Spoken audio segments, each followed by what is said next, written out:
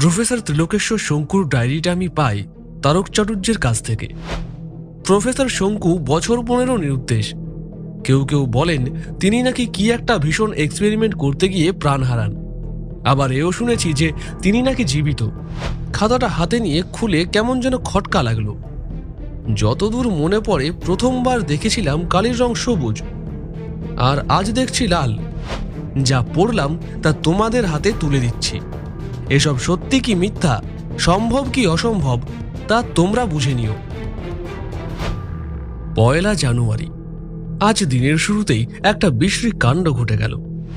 রকেটটা নিয়ে যে চিন্তাটা ছিল ক্রমেই সেটা দূর হচ্ছে। যাবার দিন যত এগিয়ে আসছে ততই মনে জোর পাচ্ছি, উৎসাহ পাচ্ছি। 21 জানুয়ারি। আমরা 7 দিন হলো পৃথিবী ছেড়েছি। এখনো পর্যন্ত কোনো প্রাণী চোখে পড়েনি। আমার হিসেব কি তাহলে ভুল হলো নাকি? কোনো সারা শব্দও পাচ্ছি না।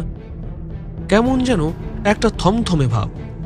এক নদীর জলের কুলকুল শব্দ ছাড়া আর কোনো শব্দই নেই। আশ্চর্য নিস্তব্ধ।